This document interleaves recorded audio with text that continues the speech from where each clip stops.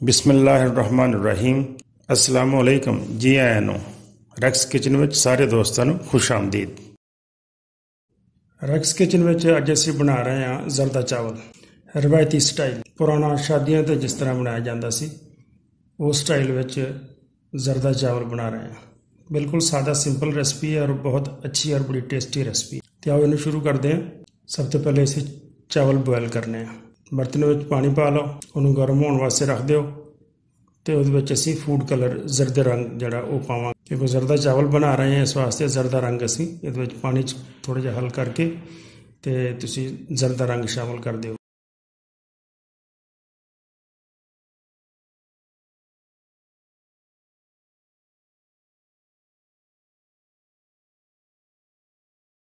ਜਦੋਂ ਪਾਣੀ ਬੋਇਲ ਹੋਣ ਲੱਗ ਪਵੇ ਤੇ ਫਿਰ ਅਸੀਂ ਇਹਦੇ ਵਿੱਚ ਬਾਸਮਤੀ ਚਾਵਲ ਪਾਵਾਂਗੇ।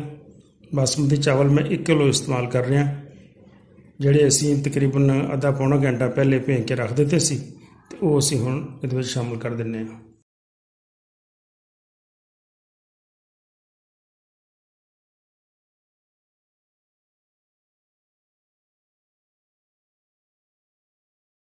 ਚਾਵਲਾਂ ਨੂੰ ਅਸੀਂ 80% ਬੋਇਲ ਕਰਨਾ ਹੈ, ਮੁਕੰਮਲ ਬੋਇਲ ਨਹੀਂ ਕਰਨਾ, ਕਿਉਂਕਿ ਬਾਅਦ ਵਿੱਚ ਇਹਨਾਂ ਨੇ ਥੋੜ੍ਹੀ ਦੇਰ ਪੱਕਣਾ ਹੈ, ਫਿਰ ਦਮ ਵੀ ਲੱਗਣਾ ਹੈ, ਤਾਂ ਥੋੜ੍ਹੀ ਜਿਹੀ ਕਸਰ ਇਹਦੀ ਰੱਖ ਲੈਣੀ ਹੈ।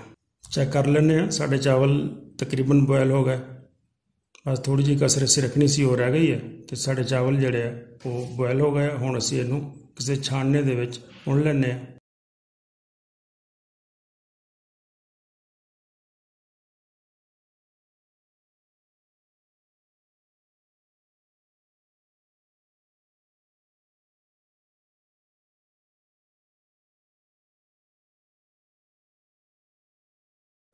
ਇਸ ਤੋਂ ਬਾਅਦ ਹੁਣ ਅਸੀਂ ਚੀਨੀ ਦੀ ਚਾਸ ਬਣਾਵਾਂਗੇ। ਤਕਰੀਬਨ 800 ਗ੍ਰਾਮ ਚੀਨੀ ਲਈ ਹੈ ਮੈਂ।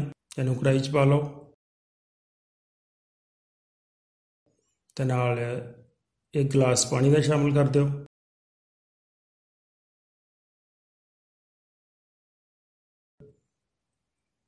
ਇਹਨੂੰ ਹਿਲਾ ਲਓ ਥੋੜ੍ਹੀ ਦੇਰ, ਹਲਕਾ ਹਲਕਾ ਇਹਨੂੰ ਹਿਲਾਉਂਦੇ ਰਹਿਣਾ ਚੀਨੀ ਨੂੰ, ਤਾਂ ਕਿ ਥੱਲੇ ਸੜ ਨਾ ਜਾਵੇ।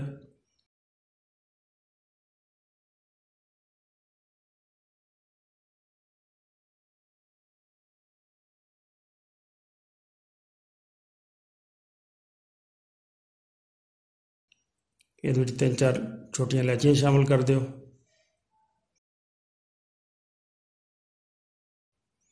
ਅੱਛੀ ਤਰ੍ਹਾਂ ਇਹਨੂੰ ਹਿਲਾਈ ਜਾਓ। ਚੀਨੀ ਸਾਡੀ ਪਾਣੀ ਵਿੱਚ ਹੱਲ ਹੋ ਗਈ ਹੈ, ਇਹਨੂੰ ਹੁਣ ਅਸੀਂ ਜ਼ਿਆਦਾ ਨਹੀਂ ਪਕਾਉਣਾ। 1 ਕੱਪ ਤੇਲ ਦਾ ਪਾ ਲਓ।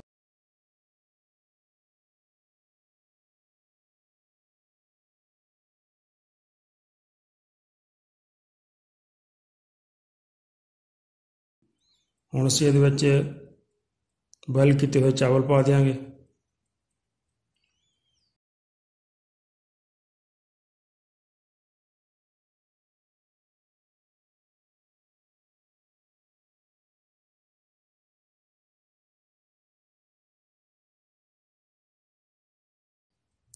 ਅਤੇ ਅੱਛੀ ਤਰ੍ਹਾਂ ਚਾਵਲਾਂ ਨੂੰ ਹਿਲਾ ਦਿਓ,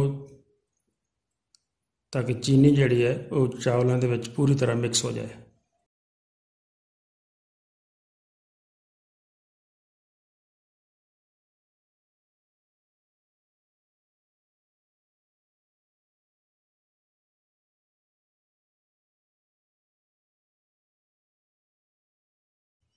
ਹੁਣ ਅਸੀਂ 3-4 ਮਿੰਟ 5 ਮਿੰਟ ਇਹਨਾਂ ਨੂੰ ਪਕਾਵਾਂਗੇ ਕਿ ਜਦੋਂ ਇਹਦੇ ਵਿੱਚੋਂ ਪਾਣੀ ਤਕਰੀਬਨ ਖੁਸ਼ਕ ਹੋ ਜਾਏ ਤਾਂ ਫਿਰ ਅਸੀਂ ਇਹਨੂੰ ਦਮ ਲਾਵਾਂਗੇ।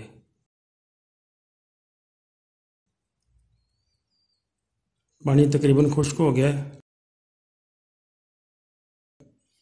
ਹੁਣ ਅਸੀਂ ਇਹਦੇ ਵਿੱਚ ਕਿਸ਼ਮਿਸ਼ ਅਤੇ ਖੋਪਰਾ ਗਿਰੀ ਜਿਹੜੀ ਹੈ ਉਹ ਥੋੜ੍ਹੀ ਥੋੜ੍ਹੀ ਕੱਟ ਕੇ ਗਾਰਨਿਸ਼ ਕਰ ਦਿੰਦੇ ਹਾਂ ਖੂਬਸੂਰਤੀ ਵਾਸਤੇ, ਅਤੇ ਇਹਨੂੰ ਅਸੀਂ ਦਮ ਲਗਾ ਦਿੰਦੇ ਹਾਂ।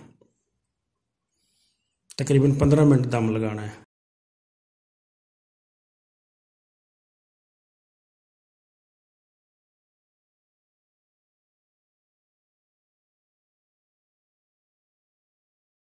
ਹਲਕੀ ਅੱਗ 'ਤੇ ਅਸੀਂ 15 ਮਿੰਟ ਦਮ ਲਗਾਇਆ ਸੀ। ਚੈੱਕ ਕਰਦੇ ਹਾਂ, ਸਾਡੇ ਚਾਵਲ ਬਿਲਕੁਲ ਤਿਆਰ ਹੋ ਗਏ। ਦੇਖੋ ਬੜੀ ਪਿਆਰੀ ਖੁਸ਼ਬੂ ਔਰ ਬਹੁਤ ਪਿਆਰਾ ਕਲਰ। ਜ਼ਰਦਾ ਚਾਵਲ ਤਿਆਰ। ਉਮੀਦ ਹੈ ਤੁਹਾਨੂੰ ਮੇਰੀ ਰੈਸਪੀ ਅੱਛੀ ਲੱਗੀ ਹੋਏਗੀ। ਇਹਨੂੰ ਦੋਸਤਾਂ ਨਾਲ ਜ਼ਰੂਰ ਸ਼ੇਅਰ ਕਰਿਓ। ਕਮੈਂਟਸ ਵਿੱਚ ਆਪਣੇ ਖਿਆਲਾਂ ਦਾ ਇਜ਼ਹਾਰ ਜ਼ਰੂਰ ਕਰਿਓ ਕਿ ਤੁਹਾਨੂੰ ਚਾਵਲ ਮੇਰੇ ਕੈਸੇ ਲੱਗੇ, ਅਤੇ ਨਾਲੇ ਚੈਨਲ ਨੂੰ ਸਬਸਕ੍ਰਾਈਬ ਕਰ ਦੇਣਾ। ਬਹੁਤ ਸ਼ੁਕਰੀਆ। ਅਸਲਾਮ।